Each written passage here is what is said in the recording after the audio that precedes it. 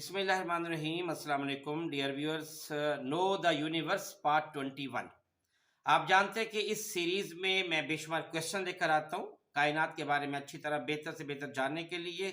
आज फिर उसी सिलसिले में उसी सीरीज में काफ़ी अच्छे क्वेश्चन लेकर आया हूँ। सबसे पहला क्वेश्चन ये है कि रेल की पटड़ी अ, उसको लोहे की बनी होती है, लेकिन उसको कभी आपने नहीं देखा कि उसको जंग लगा, उसकी क्या वजह है? एक्चुअली लोहे की पटड़ी, जो रेल की पटड़ी है, उसमें जो लोहा इस्तेमाल हो रहा है, उस लोहे में 14% मैंगनीज होती है। मैंगनीज को जंग नहीं लगता, तो इस परसेंट की वजह से, मैंगनीज की वजह से उसकी पटड़ी को जंग नहीं लगता। दूसरा ये है कि अगर आपने देखा होगा, अगर आप एक बस में खड़े हैं और बस चल रही है और चलते चलते अगर अचानक बस ब्रेक लगाए, ड्राइवर ब्रेक लगाता, तो आप आगे की तरफ गिरते हैं। उसकी क्या वजह है? एक्चुअली वजह यह है कि देखो, हमारी जो बॉडी है ना, उसके टू पार्ट्स है। एक नीचे वाला पार्ट, एक ऊपर वाला पार्ट है। ये जो नीचे वाला पार्ट है ना, हमारी यानी हमारी टांगे, ये बस के साथ अटैच है। जो ही बस रुकेगी ना, ये नीचे वाला जो हमारा पार्ट है, ये बस के साथ ही रुक जाता है। लेकिन जो ऊपर वाला पार्ट है, ये नहीं रुक रहा, क्योंकि ये उसी तरह मूव कर रहा है ना। तो नीचे वाला पार्ट एकदम बस के साथ रुकेगा, पीछे रह जाएगा और हम आगे की तरफ गिर जाएंगे।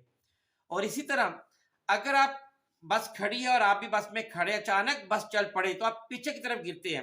उसकी वजह यह है कि देखिए, ये दो पार्ट, जैसे मैंने अभी बताया था कि बस के साथ नीचे वाला पार्ट पार्ट जो है वो अटैच है। अचानक बस चली तो नीचे वाला पार्ट चल पड़ा, बस के साथ ही चल पड़ा। आगे ऊपर वाला पार्ट है वो नहीं चला, इस वजह से आप पीछे की तरफ गिर जाएंगे। और अगर आप चलती बस से नीचे उतरेंगे, तो आपको आगे की तरफ भागना पड़ेगा। उसकी वजह यह है कि आप बस के साथ बस के साथ ही समझो तेज चल रहे हैं, क्योंकि बस जो तेज चल रही है। जो ही आप उतरेंगे तो आपका उसी तरह नीचे वाला पार्ट अगर अचानक रुकता है, तो आप गिर जाएंगे। लिहाजा आपको आगे की तरफ भागना पड़ेगा ताकि आप गिरने से बच सके। नेक्स्ट क्वेश्चन ये है कि रेत में आप जब भागते हैं तो आप आहिस्ता भाग सकते हैं, तेज नहीं भाग सकते, तो उसकी वजह क्या है? देखिए, आपको पता है कि हमारे हर एक्शन का रिएक्शन होता है।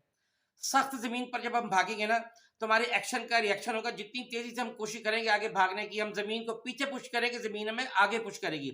लेकिन रेत नरम होने की वजह से उस तरह रिएक्ट नहीं कर सकती।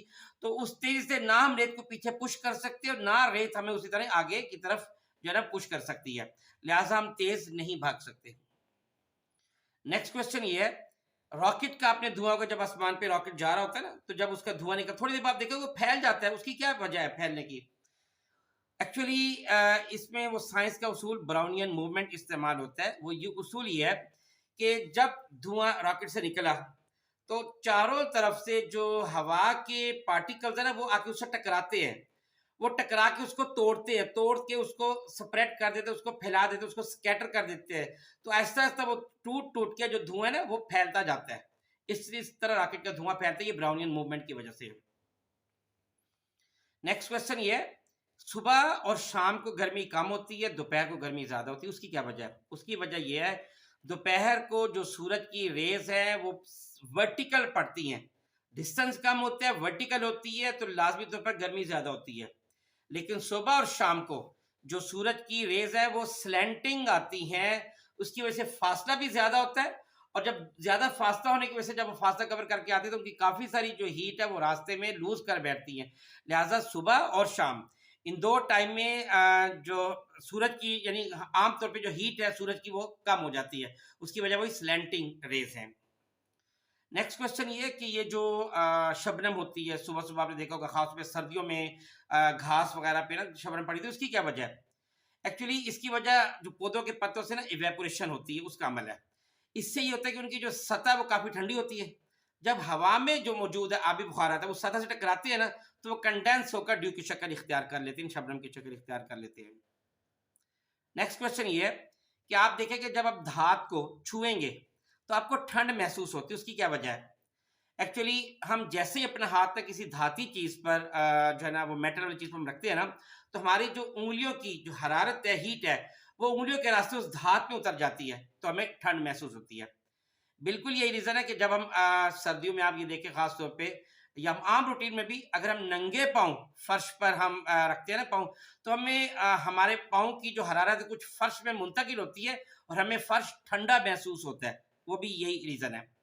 और लेकिन अगर हम कालीन पर करते तो कालीन पे ये नहीं, तो क्योंकि रास्ते में कालीन आ जाता है तो हमारे जो पाँव की हीट है वो ज़मीन में मुंतकिल नहीं होती, इसलिए कालीन में ऐसा महसूस नहीं होता। इसी से मिलती-जुलती एक और बात है कि आप जब ऊनी स्वेटर पहनते हैं, कपड़े पहनते हैं, तो उससे हमें सर्दी ज़रा कम लगती है। उसकी क्या वजह है? उसकी वजह यही है कि इनके अंदर नन्हे-नन्हे, छोटे-छोटे ना सुराख होते हैं। ये हमारे जो जिस्म की जो हीट है उसको बाहर निकलने से बाज़ रखते हैं, तो हमें सर्दी महसूस नहीं होती। और ये जो पार्ट 21 का जो लास्ट क्वेश्चन है आज की इसका, वो ये कि गीले बिस्तर में सोना बहुत खतरनाक समझा जाता है, उसकी क्या वजह है? देखिए, गीले कपड़े या बिस्तरे ये एक्चुअली बुखारात बनाने के लिए जो हमारे जिस्म की हीट है, उसको मुस्तकिल तौर पर जज़्ब करते रहते हैं। हत्ता कि हमारी हरारत इस हद तक नीचे गिर जाती है, जो सेहत को बरकरार रखने के लिए बड़ी ज़रूरी होती है, लिहाज़ा फिर हम बीमार पड़ जाते हैं। क्योंकि वो एक हमें हमारे जिस्म की ख़ास रिक्वायर्ड हीट मस्ट होती है, उससे कम या ऊपर जब हम जाएँगे, तो हमें ज़ाहिर है हमारा जिस्म जो है ना वो उसको बर्दाश्त नहीं कर सकेगा और हम बीमार हो जाएँगे। बहुत शुक्रिया। अस्सलाम वालेकुम व रहमतुल्लाहि व बरकातुहू।